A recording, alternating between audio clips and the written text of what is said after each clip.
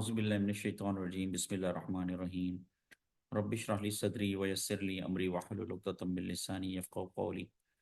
जी मेरे स्टूडेंट्स कैसे हैं आप लोग? ठीक ठाक हैं? आज काफ़ी अरसे बाद आपसे मुलाकात हो रही है। तो मैंने ये एक रिसर्च की थी, क्वालिटेटिव रिसर्च है कुरान पाक पे।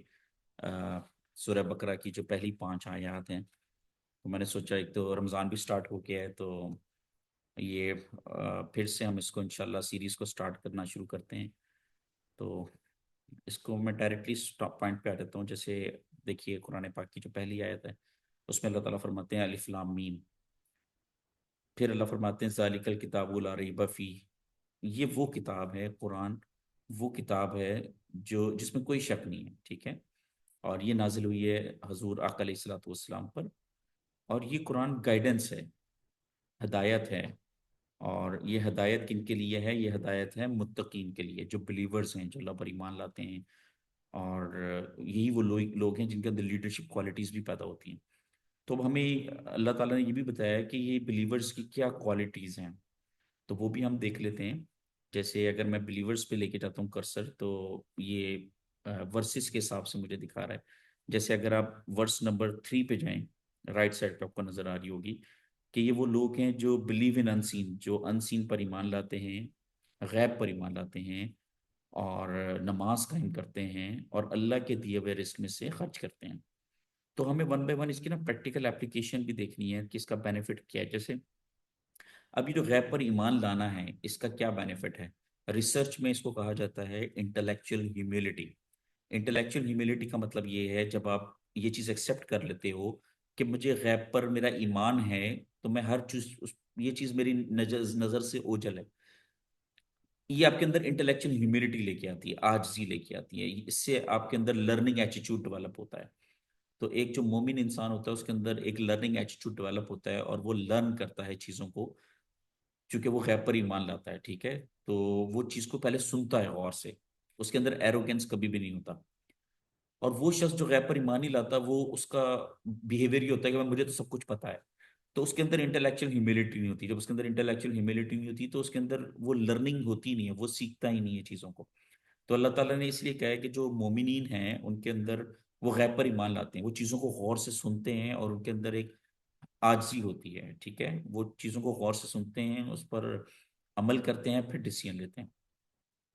दूसरी बात अल्लाह ताला ने फरमाई है तीसरी आयत में सूरह बकरा की, कि वो नमाज कायम करते हैं, स्टैब्लिश प्रेयर। अब नमाज बाजमात पढ़नी चाहिए मस्जिद में जाके। जमात के साथ नमाज पढ़ने का फायदा क्या है? Social unity. अब देखिए ना, सोसाइटी के सारे लोग मस्जिद में आएंगे, एक जमात में खड़े होंगे, सब बराबर हो जाएंगे, तो ये सोशल यूनिटी को प्रमोट देती है। तीसरी बात अल्लाह ने फरमाया है कि ये अल्लाह के दिए हुए रिस्क में से खर्च करते हैं, और खर्च करने से मुआशरे में फाइनेंशियल इक्वलिटी और बैलेंस आती है। तो देखिए कितनी खूबसूरत बात है। आयत 3 में अल्लाह ने फरमाया जो गैब पर ईमान लाते हैं, अल्लज़ीना युमिनूना बिल गैबि व युकीमूना अस्सलाता व मिम्मा रज़क़नाहुम युनफिकून।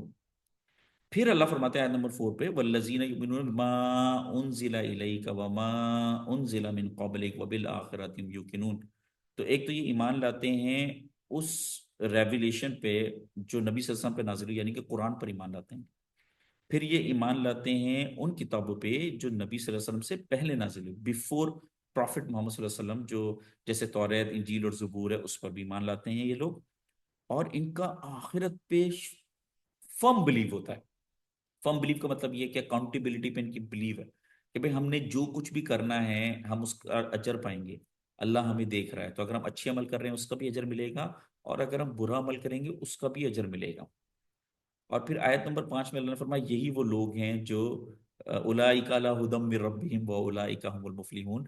यही वो लोग हैं जो सक्सेसफुल हैं, और यही है जो सीधे रास्ते पर हैं अपने रब की तरफ से, ठीक है। तो ये मैंने एक मॉडल बनाया था जिससे हमें बड़ा क्लियरली समझ आ जाता है कि जो मोमिनीन हैं उनकी क्या करेक्टरिस्टिक्स हैं, और उन करेक्टरिस्टिक्स की क्या वजूहात है, उनके पीछे क्या लॉजिक्स हैं।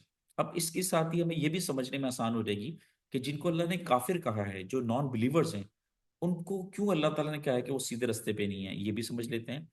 देखिए जो काफिर है, जो नॉन बिलीवर है, उसके अंदर वो तमाम कैरेक्टरिस्टिक्स का अपोजिट होगा जो एक मोमिन के अंदर होता है।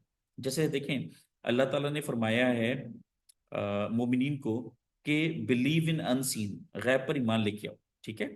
اب وہ غیب پر ایمان، یہ دیکھیں نا، بلیو اس کا نو بلیو ان انسین ہے، وہ غیب پر ایمان ہی نہیں لا رہا، تو اس کے اندر ایروگینس آئے گا، ہیوملٹی نہیں آئے گی، اس کے اندر ایروگینس آئے گا، تکبر آئے گا، وہ پھر چیزوں کو سیکھے گا نہیں۔ تو آپ دیکھ لیں اکثر ہمارے معاشرے میں ایسے لوگ ہیں، اللہ کرے کہ ہم ان میں سے نہ ہو، کہ جو باتوں کو غور سے نہیں سنتے اور اس کی لاجک پہ نہیں آتے، بلکہ وہ تکبر کا اظہار کرتے ہیں۔ پھر یہ اسٹیبلش نماز بھی قائم نہیں کرتے، تو یہ سوشل یونٹی کا بالکل قائل نہیں ہے، اور یہ ڈونیشن بھی نہیں دیتے اللہ ہی کے دیے ہوئے رزق میں سے۔ اس کا مطلب یہ ہے کہ یہ معاشرے میں فائنینشیل ایکویلٹی اور بیلنس کے بھی آ، اس کو بھی پروموٹ نہیں کرتے۔ پھر یہ نہ قرآن پہ ایمان لاتے ہیں، نہ توریت اور زبور پہ ایمان لاتے ہیں جو نبی صلی اللہ علیہ وسلم پہ نازل ہوئی اور باقی انبیاء پر نازل ہوئی، اور آخرت پہ تو ان کا بالکل بھی بلیو نہیں ہے، یہ کہتے ہیں بھائی دیکھ لیں گے، قیامت کوئی نہیں ہے، جو بالکل ان لاجیکل بات ہے۔ تو اللہ فرماتے ہیں کہ اللہ نے ان کے دل پہ سیل مہرے لگا دی ہیں، ان کے دل پہ، ان کی نظروں پہ، ان کی ہیئرنگز پہ، اور ان کو سیویئر پنشمنٹ ملے گی۔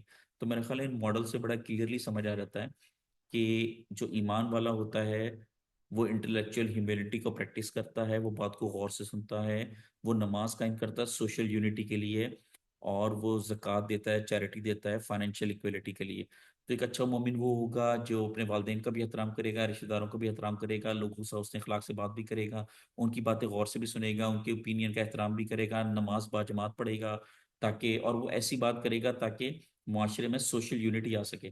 اب دیکھیں نا قرآن میں ایک جگہ اللہ نے فرمایا تھا تباہی ہے ان نمازوں کے لیے جو مسکین کو کھانا نہیں کھلاتے، تباہی ہے ان نمازیوں کے لیے جو تکبر کرتے ہیں۔ تو اگر آپ مسکین کو کھانا ہی نہیں کھلا سکتے تو آپ کی نماز کا کیا فائدہ؟ جب آپ معاشرے میں سوشل یونٹی، آپ لوگوں کا احترام ہی نہیں کر رہے، تو آپ کی نماز آپ کو کیا سکھاتی ہے؟ تو بڑا لاجیکلی اللہ تعالیٰ نے پہلی 5 آیات میں ان کو واضح کیا ہے۔ پلیز مجھے اس ویڈیو پہ ضرور انپٹ دیجیے گا۔ جزاک اللہ۔